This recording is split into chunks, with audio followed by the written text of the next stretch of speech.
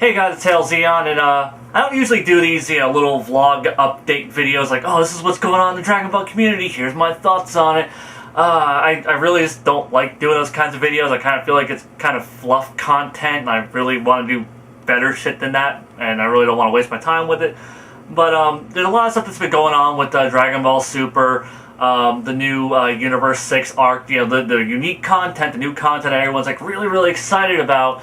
We know a lot from like interviews, and we know a lot from like little press release things, as well as the biggest bits of information is coming from the Toyotaro Dragon Ball Super manga. And of course, I'm keeping up with all this information. Not really reading the manga so much, but I have been keeping up with all the information that's happening in it. And I know like a lot of my peers are really stoked. I know like a lot of you guys are really stoked. And everyone's just like, just wait for the new content, man. I want the new content. It'll get good when there's new content. And I've never had a problem with the idea of rehashing the movies. I really don't. I felt that there's a lot of room for improvement in those films, so I'm just like, yeah, redo them. I mean, they completely fucked up the first arc and didn't really improve much of anything. And then, the Golden Frieza arc, I've been enjoying for the most part. I mean, I've only disliked one episode in the whole damn thing. But yeah, so we got this new arc going on, and we're about to, going on in the manga, and everyone's super stoked about it. And god damn, I'm not. And I've expressed this in my comment section a few times. I've expressed it on Twitter, and people are like, well, why not? And I figured I'd just get it out there and explain like why I'm personally not excited. And there's a few reasons. And this has been going on since they've been releasing this information. Like when Dragon Ball Super was first announced, they said, like, oh, well, here's the concept, there's going to be, like, universe, like, Goku's going to be, like, going on a quest for, like, brand new Dragon Balls, these Super Dragon Balls. So I'm like, okay, so Goku's going on a quest to parts unknown to collect a new set of more powerful Dragon Balls. Didn't I see that in GT? So, like, that didn't get me really excited. I was just like, okay, I've kind of already seen this concept to some degree. And unlike a lot of people, I actually did enjoy the Black Star Dragon Ball arc in GT. But then, like, they throw us some new information. It's like, there are these giant planet-sized Dragon Balls, and they're actually inside of planets. And, like, they were shaved down, or one of them was, like, shaved down to make the Namekian Dragon Balls. I'm like, oh, that's really interesting kind of lore expansion stuff. And I'm like, okay, this is clearly different. All right, like, then it kind of got my attention a bit more. Of course, we had the whole Champa and Vados, we've seen them, and I was just like, okay, we got, like, Fat Beers and Girl Whis, which, let's be honest, like, that's what everyone was calling them for the longest time, Fat Beers and Girl Whis, or Fat Beerus and Girl Whis. So I didn't know anything about the characters, so it was hard to get excited. I mean, clearly they're just kind of alternate universe versions of, Beers and Whis, so I'm like, I don't really know what to think of them. And, so, like, I wasn't too excited. And then we get to, the meat of what this arc is going to be. And that is a tournament. And I have nothing against tournament arcs. I think the tournament arcs in Dragon Ball are awesome. They're all great arcs. Because Dragon Ball is a perfect series. But, you can quote me on that one. But, but with this one, though, it's really hard to get excited to really any degree. Because, I mean, like this is our next big arc, and for all we know, this is our last arc. This is the arc that's going to cap off Dragon Ball Super. And so the arc we're ending this thing on is a tournament. Well, I mean, Dragon Ball ends on a tournament. What's wrong with the 23rd tournament? What's wrong with this ending on a tournament? Well, the thing is, though, like, tournaments in Dragon Ball, like, they all had, they all had, like, a personal connection with the viewer, with the reader, because it was characters that we had been watching progress, competing against one another. Here it's just, oh, well, here's Team Beers with, which is 4 characters we're familiar with, 2 of which are way more powerful than the others, and then some new guy who we're not familiar with. New guy I'm kind of interested in. That's cool. I mean, he has a connection to Beers. I'm interested in learning more about him. But then we have Team Champa, and it's 5 guys we've never fucking seen before. And, it's, the designs, I mean, we got a member of Frieza's race. We got a member, from, I guess he's kind of a Saiyan, I guess he's supposed to be. He doesn't have a tail. He looks really tiny, even in comparison to, like, say, someone like Vegeta, who's relatively short. So, I don't know, if he, supposedly he's going to be a Saiyan, because Champa wanted Saiyans for his team. So, and then we got, as Mike from Laughing Stock Media calls, Winnie the Kung Fu, which, I mean, I have no problem with the designs. I have no problem with Kung Fu Winnie the Pooh. I have, no problems with the giant Robo in the back, of this lineup, and I have no problem with, Piccolo, Paikuhan fusion with purple dye job.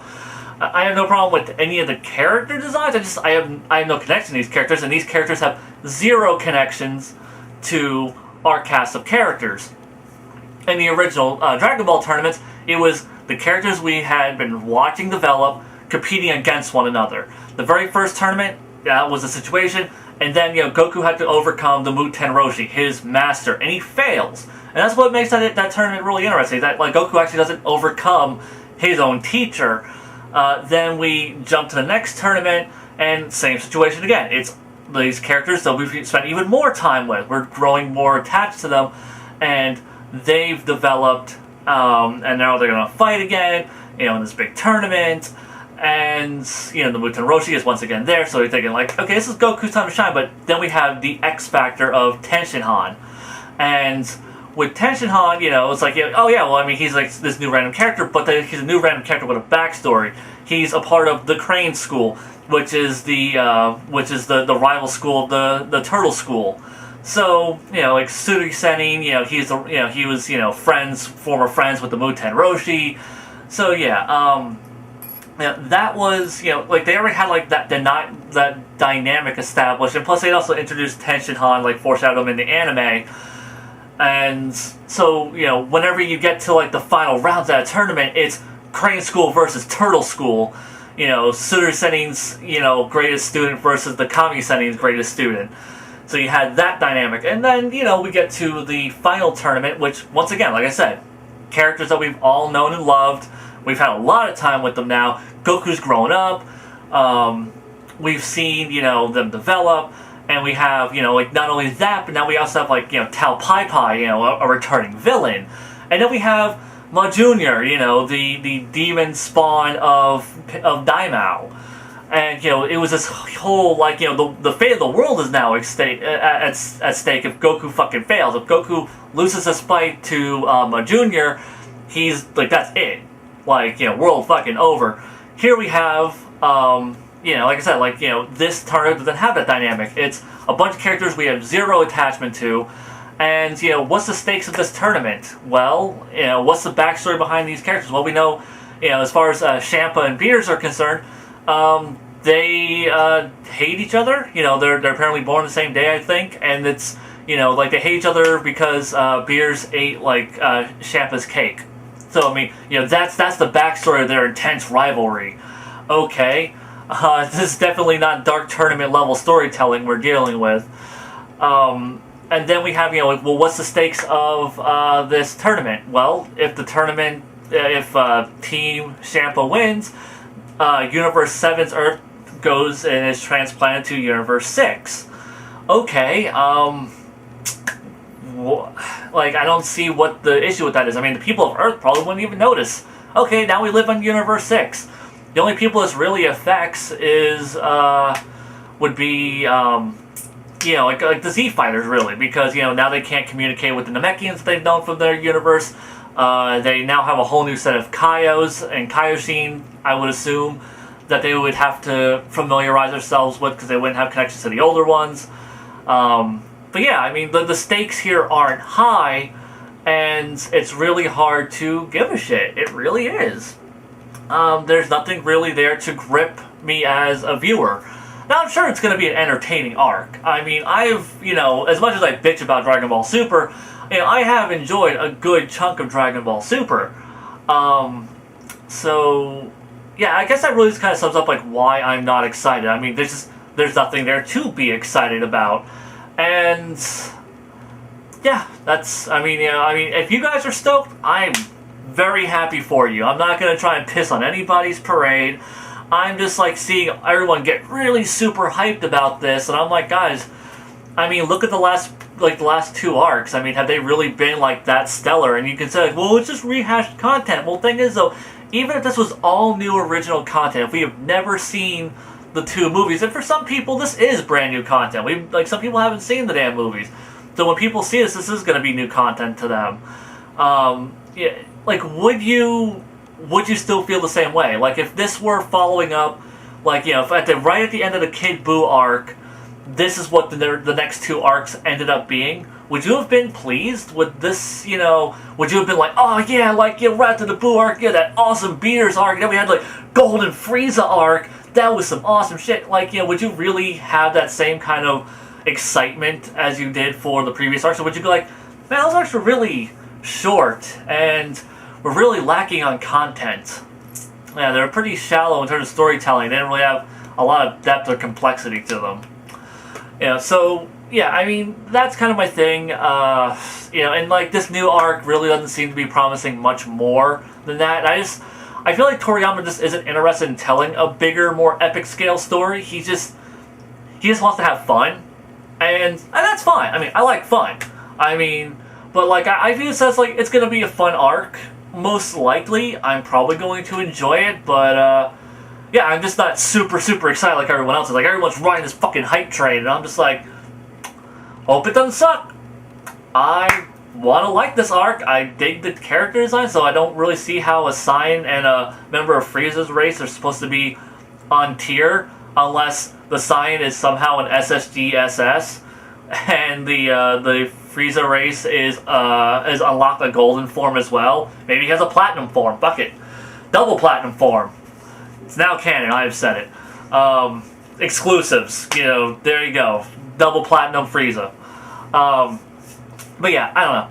I just am not that stoked about it. I have really nothing to be excited about until I know more. And, like I said, maybe I'll be completely eating my words. This arc will be fucking epic, and I'll be like, holy fuck, that was good shit. So yeah. Hopefully that is the case. I'm not expecting that. I'm expecting to at least get a fun arc out of this, but fun isn't enough to really get me hyped. And yeah, that's how I feel right now. Let me know what you guys think. Are you guys like super, super pumped? Or are you guys kind of in the same way where I'm like, it has a lot of potential, it'll probably be fun, or you just like go like, damn, this looks like shit, fuck this series, because I know some of the people are hating this a lot more than I am. Like I said, I don't even fucking hate Super. I'm just, really fucking critical of it, and, there's some shit in it that really pisses me off, but, for the most part, I'm digging it. But yeah, so yeah, that wraps up everything I had to say. Till my next video, Zeon, out.